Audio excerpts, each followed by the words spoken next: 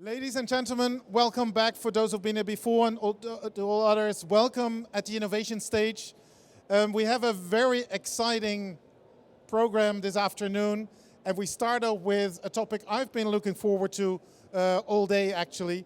It's titled Developing a Strong Brand Story for Your Hotel, and we have a very, very distinguished panel which is led by a very seasoned CEO from the luxury hotel industry, known as senior leader for many great and international luxury hotel names, but also former directeur général of the Michelin Guide that is still ruling our world very much.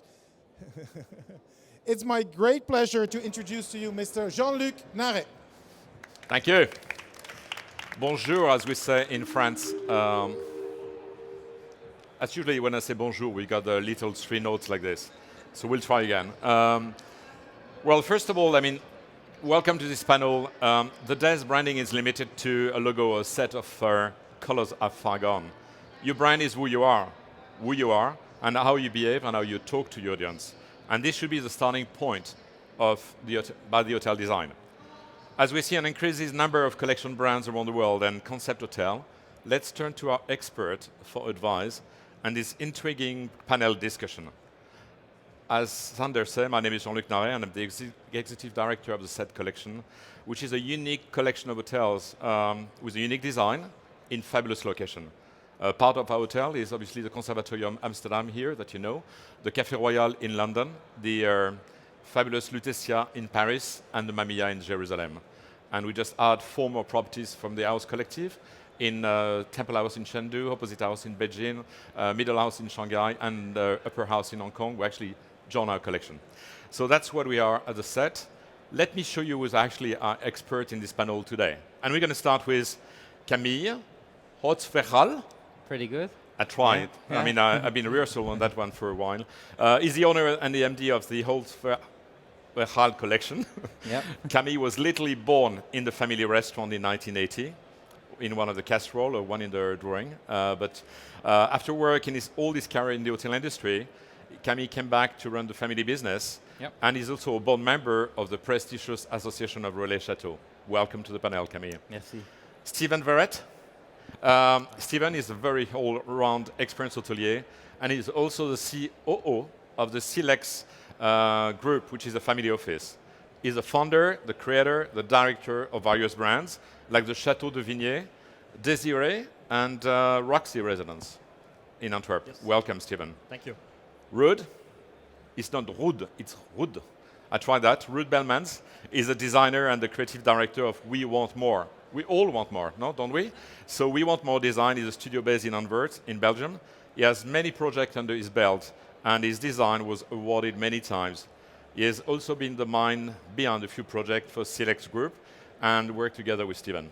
Welcome in the panel.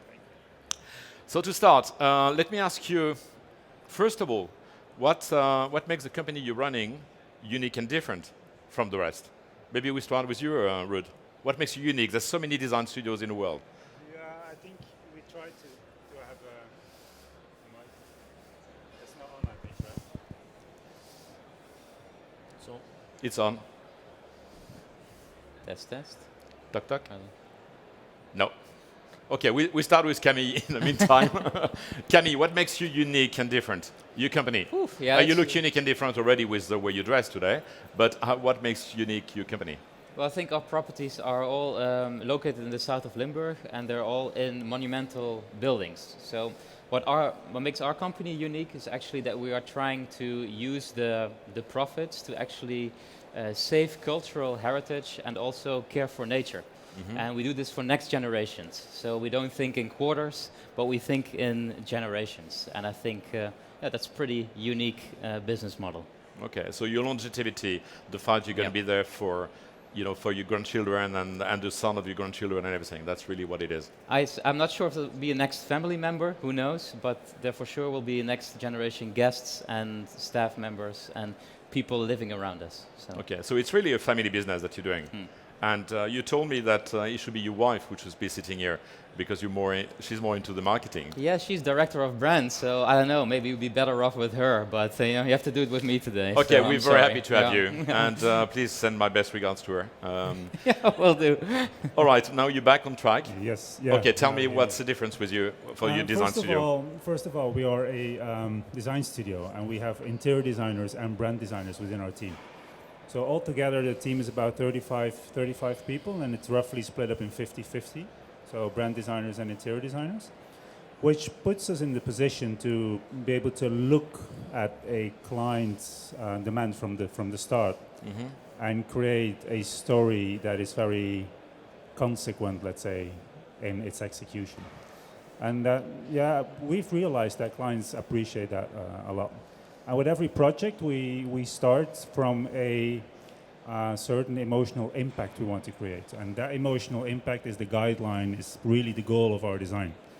And to achieve that, we use different media, let's say, within the design, be it print, be it animation, be it interior design, be it art, and that's the things we work around.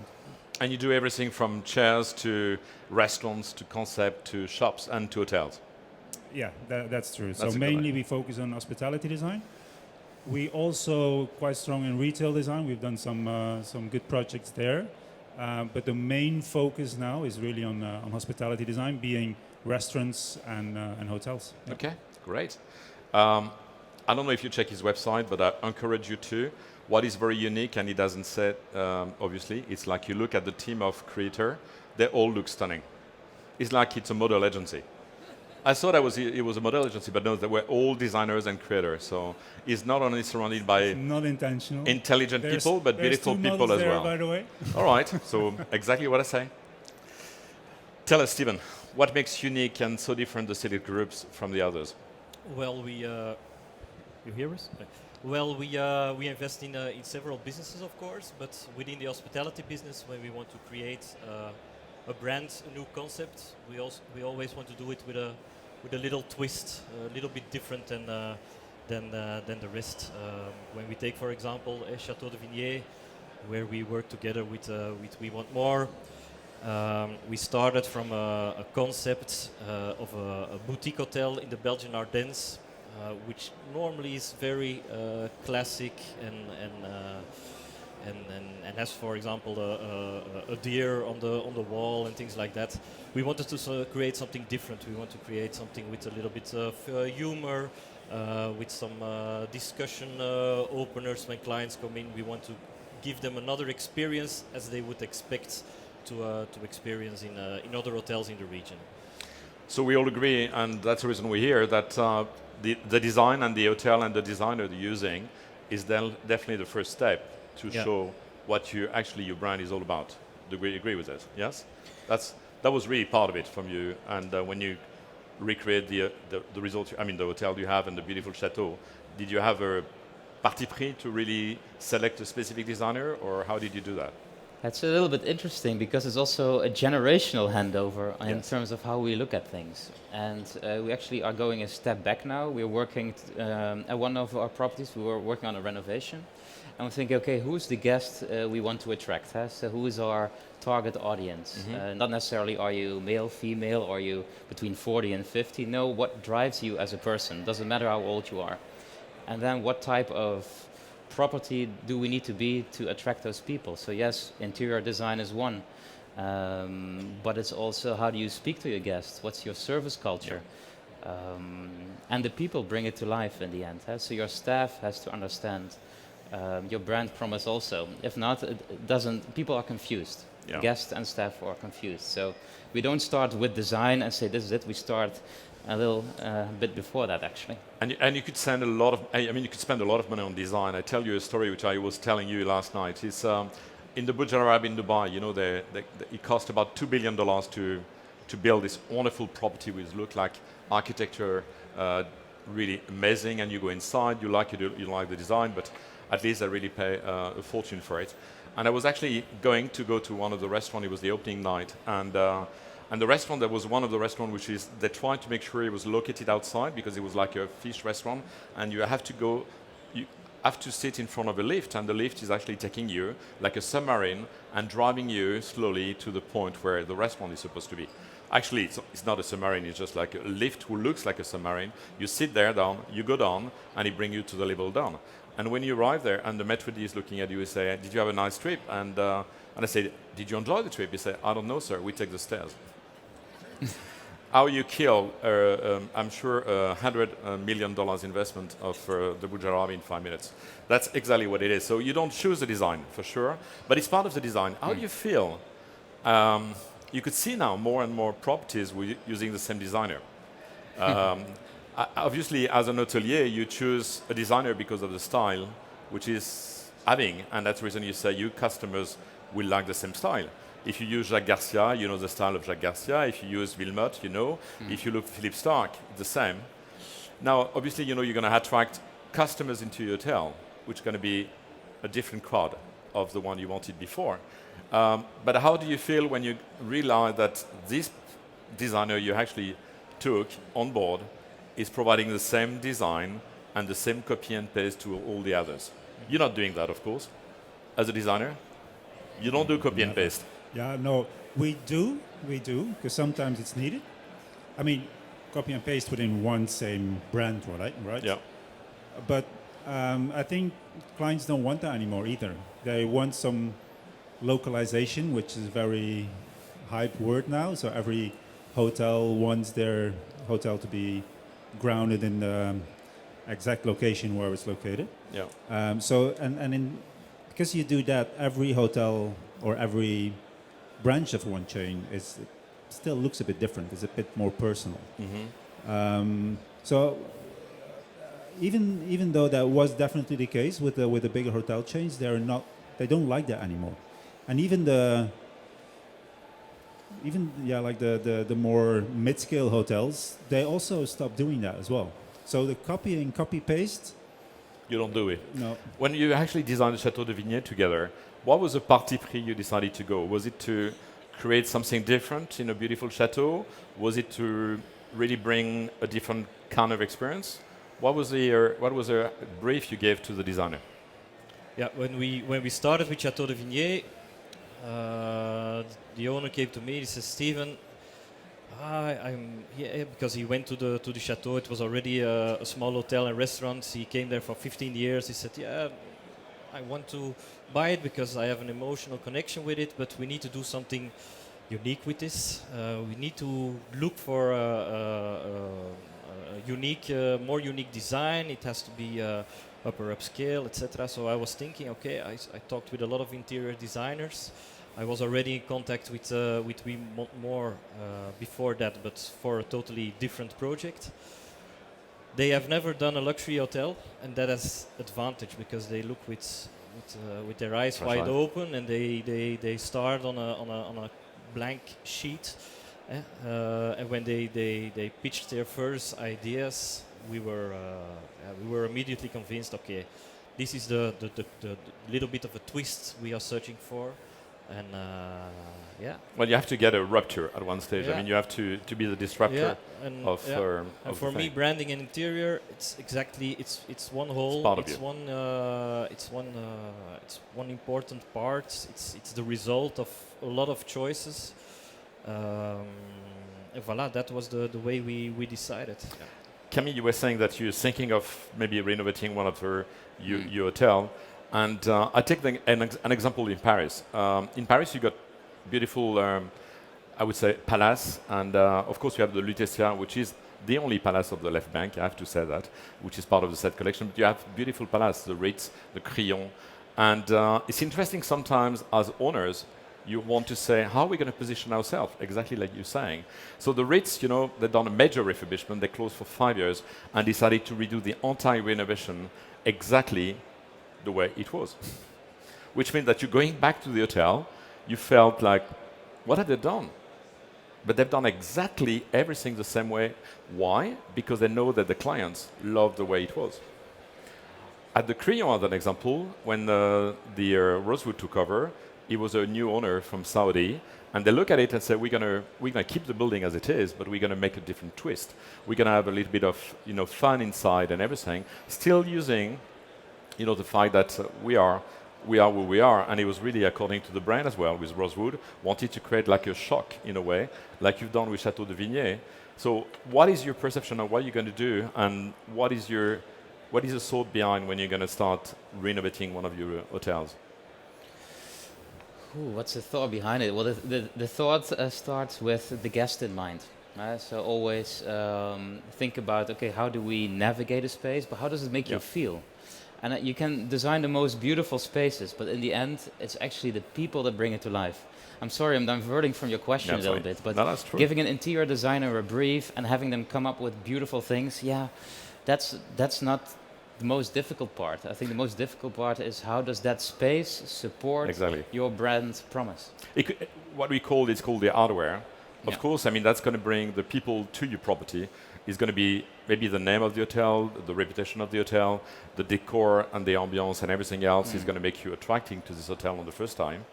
But you're going to come back not for the decor. You're going to come back for the people. You're going to come back for the service. You're going to come back for the soul, which is inside. But what's interesting, and we're actually developing a new project, and we've decided we're going to create, with some assistance of a professional agency, a very clear, creative brief that fits on one page, where we can actually outline the vision we have in mind. Because at some point you will start working with an interior designer and another architect, and maybe the municipality wants to know, and an F&B partner, and who knows. And before you know it, everybody thinks they understand you, and you go 15 different directions. That's true. So you have to have your brand vision and your own vision put on paper, and you can say, hey, Mr. Designer, no, you're going off track. To kind of help you as a hotel owner to kind of to stay focused, because throughout the years, maybe you change your mind, but maybe the first initial year was very good. So it's exactly. It's very well, as an owner, you have to own the project and you have to be part of the designer. Sometimes you have to twist the hand. I remember when I was the CEO of La Réserve, with Michel Rivier, we used the same designer, Jacques Garcia, but we didn't want to do a cost in Paris. We done La Réserve, which was very different. But it takes a lot of willingness from the owners to say, this is my hotel. I choose you because I love your design, but we have to change it in a way that is not going to be, again, a copy and paste of the others. Yeah, I think to build on that, I hope we are not being selected in terms of a specific style, like you say. What you said is actually it's completely right. So you have to have your main vision. We call it the big idea. Basically, what's the story that you're going to tell? And I mean, that you're already doing that, that's brilliant. But it practically never happens. Normally, we are the ones that have to convince the client that he needs it. And it's some kind of strategic exercise that we do to define, what do you stand for? What is your proposition? What is the story you're going to tell? And then if this is defined and everybody agrees on it, the design kind of goes quite easy. Because you always, in a meeting with the client, you can always refer to that big idea. And it's like, this design decision, it doesn't really, it's not an answer to our big idea, but this one is, so let's go for this one. And then it's pretty easy. And then, you can talk about, I like this color, I don't like this color, but that's just discussions in the margin. That's not so important. And that's just how you have to do it. And then you have to be smart on how you bring this to life. Because I already said story, and then we come to this word storytelling, which I personally don't like. But that's what we do, actually. Because if you compare it to a movie or a book, which is a story, which is great. There are books and stories and movies you want to read again or watch again, and you want to keep on watching them. Some movies I've seen like 7 times, 8 times. But there's other ones you just see, and it's like, oh yeah, it was a nice movie. I liked it. But the next day... No, you recreate the story for sure. What is interesting, this conversation, does it remind you the difference between an artist and an artisan? It's always this thing, either the chef is an artist or is an artisan. If the creative designer is an artist, and the artisan needs to bring it back to what we need. So it's interesting. Talking about affiliation, we talk about brands. Sometimes owners, they have a beautiful property, they want to invest, and they know how to run it, which is nice, and they're running themselves. Sometimes they don't, and they give it to a management company, and it could be any of the 67 brand of Accor or 72 brand of Marriott and luxury and all that. I mean, you could pick up any one, but you're putting a new name on your door, and you're you're not in charge anymore. And I tell you a nice story about it. I was in London last week doing the same panel, and I was sitting with Philippe Leboeuf. Philippe Leboeuf is a new managing director of the Old War office, beautiful property in London, which is used to be the old office of Winston Churchill. The Indian family who turned that invest a lot of money. They're going to turn that into, and they signed an agreement with Raffles. So that's going to be the new Raffles Hotel in London. Incredible. But he was relating to me the conversation he had in the morning with the owners. So you have the owners, Indian family, with the managing company, and they're trying to say what they're going to be, what's going to be on the sleepers. Is that going to be OWO, which is Old War Office, the company is building, or is that going to be a Raffles symbol and logo? That's exactly where the owners are now. So for some of you, you have actually decided not to manage yourself, but to give with an affiliation, and it could be leading hotel, it could be small luxury, it could be, in your case, Relais Chateau, or it could be the set collection, by the way, if you're interested. But how that could actually turn for you or against you, because obviously you're going to go in a league which are very dominated by other hotels, and the value of the proposition might be different from your own value. So as an example, I know you're part of Relais Chateau, and I'm going to give the microphone to you in a minute, but how did you, which one did you select and which one did you want to go, or you decided not to go with anyone for the Chateau de Vigny? For Chateau de Vigny, the challenge was when we create a new luxury destination in the Belgian Ardennes. Yeah, how am I gonna attract customers? That was the first big question. How am I gonna get them there? You can tell, yeah, we have a great hotel with nice design, we have a super chef, nice food, but we were looking for a kind of let's say a standard that is clear for everybody, clear for all the potential customers. So we chose Relais Chateau, therefore. But the second part is also, yeah, we were a small independent hotel. We are an investment group. We only have 2 businesses where we do our own operations. So we needed support on F&B, on HR, sales, revenue and distribution. We needed a support, and that's also a very important aspect why we chose Relais Chateau and chose to be part of the Relais Chateau family, because Good. it is a It is a family. It is a nice family to be in. Huh? Well, you are a proud member of Relais Chateau and a board member as well of this part of the world. So tell us sometimes how you feel, how you select the hotel, because you're part of the selection committee, and which one you don't take. Do they have to have the toile de Jouy, you know, the little flower on the on the thing? Because most of them do, or now there's a new evolution of that. Yeah, the selection process, because Relais Chateau is a brand, and a brand's also a set of values. You can compare a brand to a person. A person has things that they are interested in, things that drives them, and that's how we at Relais Chateau select the houses, the maisons, as they call them. It's all based on sustainability, being close to your community, small properties. The average number of rooms is 20 worldwide. It's very small, very like in the local community. You can definitely not compare that to the bigger brands. Yeah, but it's interesting because for 2.5 years I worked in New York on the Westin and Meridian brands. It's completely different. But I found it so interesting because hotel owners choose maybe a Westin because they have very clear brand guidelines, and the guests know why I go to a Westin and not to a Le Méridien. And that's so valuable to hotel owners, but also to guests, because they have to understand why they have to go somewhere. Exactly, and some actually are using now great designer, as you know. Edition, part of of the big group, has chosen Jan Schrager, which was obviously the man who actually created the boutique hotel, and to be the famous designer of the brand. And you cannot open an edition without having Jan Schrager designing it. So that's really part of it. And designer become hoteliers as well. Hoteliers become designer, which is interesting.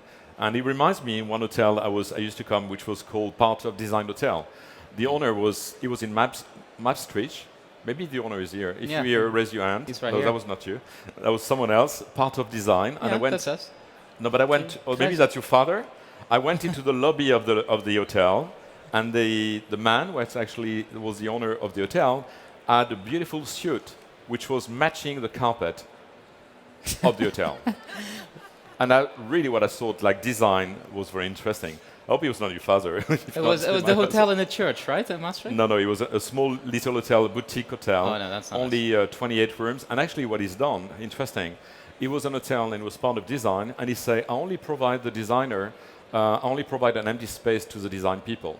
So studio, like yourself and some others, could actually come and fit the room in a way that they will be different. And because there's a Maastricht fair every year or every 2 years, they could actually redo the room all the time. So that was really his concept. His concept was cool, but the way of getting the suit in the same way of the carpet was a little bit too much. Yeah, we did something similar for Chateau de Grand Vigny. Promise. We developed this print that was made out of pheasant feathers, and it was printed on a carpet Yeah.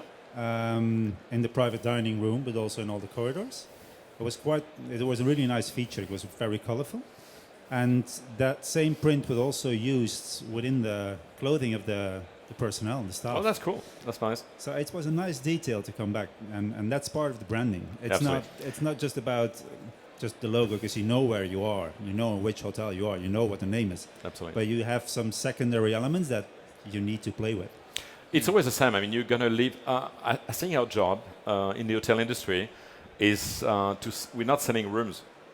You know, in a food and beverage, we're not selling covers. We are selling dreams. And our job is to make sure that the dream we have in mind is become reality with obviously the design and the people running the hotel. And then once the guests arrive, these dreams become reality as well for them. And when they leave, that become memories. So they could actually share with their friends. There's an emotional connection when you go to an hotel or restaurant. And trust me, I've been doing that most of my life because I was paid to eat in the best restaurant and stay in the best hotel. So that's the reason I was actually quite lucky to go around the world. Before we go around and get some questions, because I'm sure you do have a lot of questions, I would like each of you to tell me, in a true spirit, what is your greatest success that you're proud of what you've done, and what's your failure that you learn from? Allez, Camille, I'm sure it's already... Start with me. You start with you. Oh, Allez, what's your greatest success and you're very proud of, and what are the things you will not going to do again? It could be a design, it could be anything, it could be anything I always think about our people, and Yep. we've had a tough couple years. Yeah, it's pretty obvious why. And we kept the spirit alive amongst our teams. We didn't have to fire anybody. And with all the difficulties that we were facing, we did everything we could to keep spirits and hope up. And I think with the team I have around me, I'm super proud of them, and that we survived. Did you close for a long time? Or you never closed? No, the first lockdown we closed for a couple months because Okay. it was very unclear in the Netherlands, is the hotel allowed to stay open or not? So we did close, and after we found out that we don't have to and we were ready to kind of reopen, we never really closed again. But the restaurants, at some point had to close. But most proud of the fact that we kind of created a very spirited team, and we hope we're ready to kind of go ahead. What would I not do again? Well, when I first joined our family business, it's about 6 years ago now, I had all these ideas, right? That's always when you come from one company to the next, oh wow, why are we not doing this, not doing this, and that? I'm like, okay, you know what? It doesn't all have to happen in 5 years. I have another 30 to go. So, pace yourself and don't drive everybody crazy. Yeah. And make sure that longevity is there as well. Longevity, that's what we're here for. Okay, super. What is your greatest success and the failure that you learn from? The greatest success is the creation of Chateau de Vigny as a destination. As I said, creating a brand, creating a hotel like that is making a lot of choices. And when you see, because we had a very rough opening period, we were open after 3 months, we needed to close again for 3 months, then open, then close because of COVID. But if we look now at the product, if we look now at the results, it's much. It ticks all the boxes that the list that we made before we opened. So we're very proud to have accomplished that. And is all inviting you to go to Chateau de Vigny Yeah. to check on that, okay? You're very welcome. All. So the failure, something The that you failure, actually... yeah, the failure is a bit similar. It was as his fault, as Camille. Yeah, the designer was a pain in the ass, but no. Take your time. We are a company, and our core business is real estate. So real estate development. That's the reason you call every- Silex, yeah? Every month Yeah. is every month costs money. For a hospitality project, take your time to make choices and don't rush into things when you're not 100% sure. Think about it. Let all your partners do their job, and it will take maybe 1 year longer, but it will save you a lot of headaches and hair loss. That's later on the beautiful way. because both of them, hoteliers, are saying, we're here for a long time. We're not here to, you got two kinds of hoteliers. You got the real hoteliers like we are, where we're actually here for a long time and you really want to pace yourself and making sure that what you build is for the next generation. And then you have the other one, the fund, the pension fund, who actually invest in hotel to make a lot of money very quickly and sell it afterwards. So obviously, if you have to select one, just go to the real hotelier. I think that's much better. What are your greatest success and your failure? I have very, very bad memory, so my failures are easy. No, Should I ask you, Tim? They're here. ask them what my failures are. No, I think really the biggest success is I'm really, really proud of the team we have now. And I think within, like in running a design studio, that's the most challenging thing. Okay, you have to have your clients and you have to get yourself out there in the market. That's something you have to do. But even though if you can have good projects and good clients, if you don't have the team you can rely on and that can take decisions independently and is really creative, then yeah, you have good clients. But if the output is not there, then it's not a good deal. So I think now we have a really, really good team, and I think it's not that. It wasn't easy after again COVID, because all working from home. I have to be honest. In the last couple of years, a lot of projects that we were working on were put on hold, so there was not a lot of work. But still, now everybody's coming back to the studio, and this group dynamic is really crazy to see. And that's something, to be honest, I'm really proud of, because that means that even before COVID, we installed some kind of culture in the company that people want to be part of. And again, if that culture is right, the creativity and the output of our projects will be right as well. So that's really, on a personal level, I'm really proud of that. Because we've been doing this for 15 years now. And this is, for me, the first time that we actually are achieving in having this right culture and having a right team. So yeah, that part I'm really proud of. The failure, I think, like I said before, you really have to, and it's my responsibility as a creative director, I need to give my team the big idea. I really have to help them, like, okay, this is what we want to achieve when people go to this hotel. Mm-hmm. This is the goosebumps. This is the reason why they want to have the goosebumps. And I think in the past I maybe underestimated the value of that, or I was not experienced enough to actually pinpoint that. And then you feel if you don't do it, then the design goes a bit like this, and you have sometimes difficult discussions with your clients. Value engineering. Value engineering, yeah. Value engineering is a good one, It's when you're starting to look at the budget, you've got all these great ideas, and you put that into a scope, and you realize, and you look at the budget and say, okay, now let's really, what are the things we need, and what are the things we don't need? Yeah, that's on a budget level, but also on experience level. Exactly. Then if you don't have a clear goal from the beginning, then the experience is very bland. Yeah, it's true. And yeah. Talking about goosebumps, it's always interesting because I mean, I'm lucky enough to travel around the world and to stay in beautiful place and everything.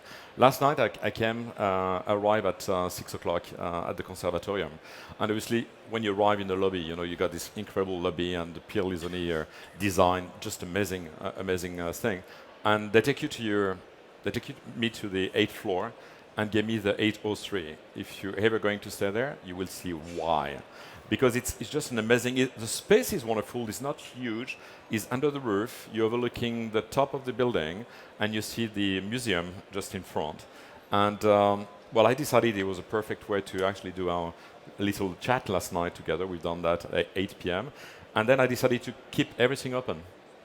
And I had the full moon above my head from the top. And this morning I wake up when the sunrise just hit above the museum.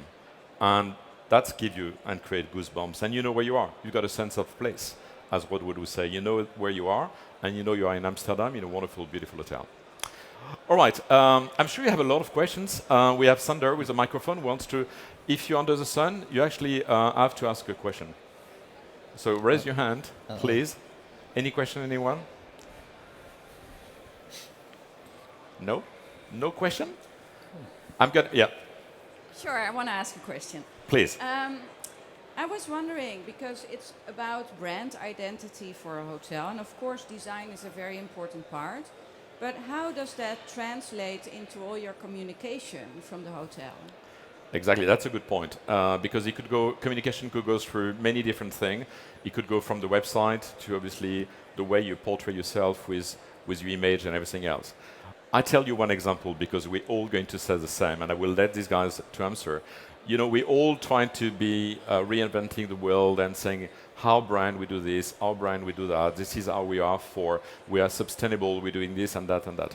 Have you ever looked at a guest laundry list? When you're actually staying in a hotel, you know, first of all, when you open the hotel, it's not designed for you. It's designed for the hotelier because it's already filled. The furniture is already filled. You've got the bathtub rub up top, you've got the blanket, you've got the extra pillow, you've got the safe, you've got the minibar, you've got nowhere to put your clothes, more or less, okay? So design sometimes is a bit interesting. And then when you believe that how you portray yourself, you say, we are a new brand, we're different, we're doing things differently. There's only one brand I saw there where they actually have a basket for the linen, and you throw everything in the linen, you don't care. It's coming to come back to you the next day, beautifully clean. But most of the hotel brand and luxury brand, if you're starting to look at the design of the guest list, you will have to tick yourself how many pair of socks and how many underwear you're going to put in the thing.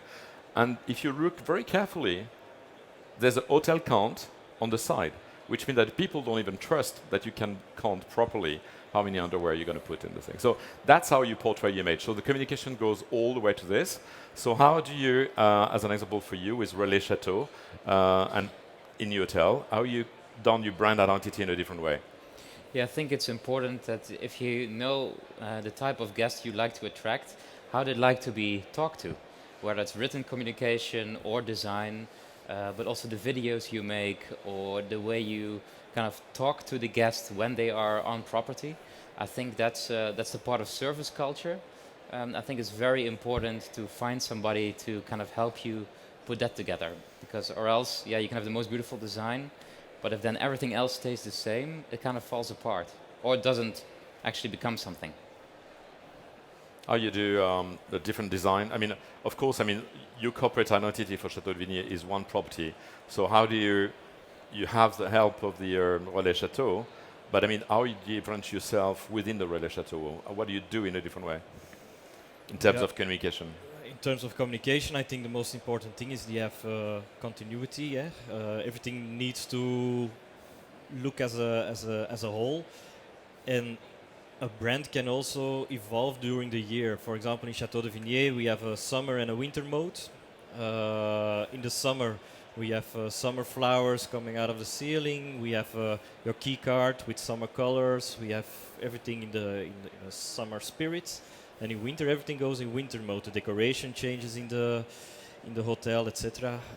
This is also a way of communicating to your guest and changing the guest experience depending on in which season they come. Because the summer in the Belgian Ardennes and the winter It's completely different. Yeah. Quickly. Because in that particular hotel, the big idea is basically the celebration of life. Although it's a hotel where a lot of hunters come, it's a bit contradictory.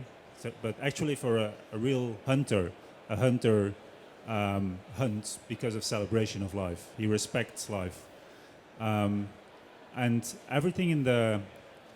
every surprising detail in the hotel is built around that celebration of life, and into the very small details. For example, the little door hanger you have on your room, on your door, instead of "please tidy up my room," it has a little poem about a storm that passed by.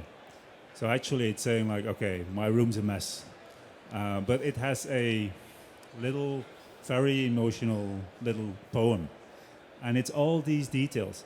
We went into the area to take pictures, very, very close-up pictures of textures in nature, because when a hunter is in the woods, 5 o'clock in the morning, he's very close to branches, to grass, to mushrooms, whatever. And those close-up pictures we used throughout the branding and also the inspiration for the art pieces within the hotel. So it's communication, and you have to layer your communication. You have direct communication with copy, and then you have more subtle communication that brings the story to life in different layers. And that's what I told about. A good book is also layered. You don't read if you go and just go to the end page and the final page, the book is ruined. So also in an experience, you shouldn't give it all away in one go. And that's the same thing. Well, you're doing a good job, because I don't know for you, but I want to go and see his hotel now.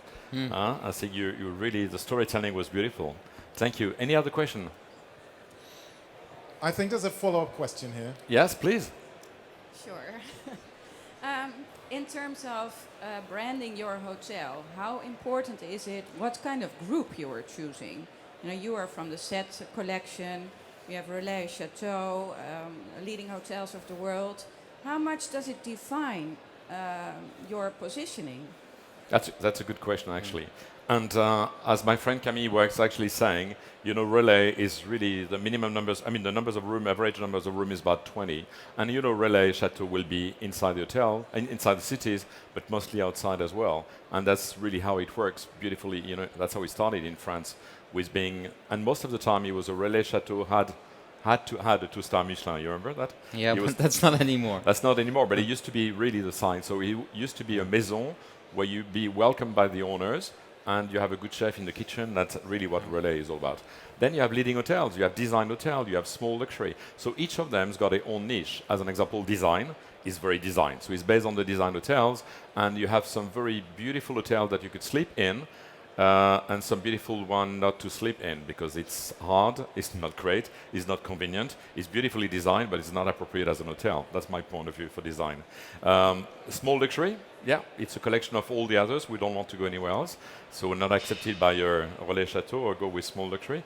And leading hotel used to be the collection of independent hoteliers who used to come and welcome, and really started as an organization where they could help themselves. The problem is when you come to a city like Paris, you got now 10 or 12 leading hotels which are competing against each other. So as an example, the difference for us at the Set collection, we define by one hotel per city, one hotel per destination. So in Amsterdam, it's easy. We already have one. It's Conservatorium. Sorry, guys, there won't be any other. But in Paris, it's the same. We have the Lutetia. But some other cities, yes, we're going to add. And the 4 one we add, it's one per city again. So one per destination, which means that we will curate a list of the most beautiful exclusive hotel around the world, which will be defined by the location, by the design, and by the ambiance and the service. Okay, that's really what it is. And that's the differentiation with the group. But you have the same, with Hotel Chain. We actually want to be different from one to the other. I made an exercise recently. I'm doing a lot of hotel school, management speech as well. And one was actually, we put on the screen a matrix, ultra luxe, niche luxury, mass luxury, and everything. And I give to all the students all the brands of hotels around the world. And there's a lot, okay? And it's interesting to see where they're going to put them. And what I say at one stage, if you on that part here, and you're part of the Hyatt and the Hilton and everything else, don't try to be there because it's not going to work. Your differentiation is to be where you are. It's the same if you're niche luxury, where you will find Aman Resorts, leading Aman Resorts, La Reserve, some of the very, very niche properties, you belong to that one. And now you could do the same based on design, based on fashion, based on cars, based on everything. So you actually use the same matrix and you know where you to belong. So you know where the brand partnership will be. This is what I want to position my hotel. Now you could look at the brand association as well, and you do the same with Leading, you do the same with Relais Chateau, you do the same with others, and you say, oh, we're here. This is where we want to belong. Because you need to get a sense of belonging. You need to get a sense of partnership. You need to make a sense of people that you're very familiar with. If Camille is going to start to see appearing in the collection of Relais Chateau some property who doesn't fit his criteria, I'm sure he's going to walk away, because he's not going to let that going and ruin his hotel. So really the association is the people you are with. You have to look the same, be the same, not be in competition with each other, but try to defend the destination together. And if I can add to it, look at where do you feel most at home with which organization? Because they all promise you higher ADRs and more guests and all that. That's what we do promise. But look at the core values of the organizations, because all those organizations have a little bit of a different focus area, and try to find the one that fits to you as an owner best, or to the property itself, that makes you feel like, yeah, this brand could be my friend because we have the same core values. Exactly. Listen, guys, thank you so much. I know it's the end of the panel already. Time flies when we are in good company. Thank you so much, the audience, and thank you so much to you. Thank you. Thank you.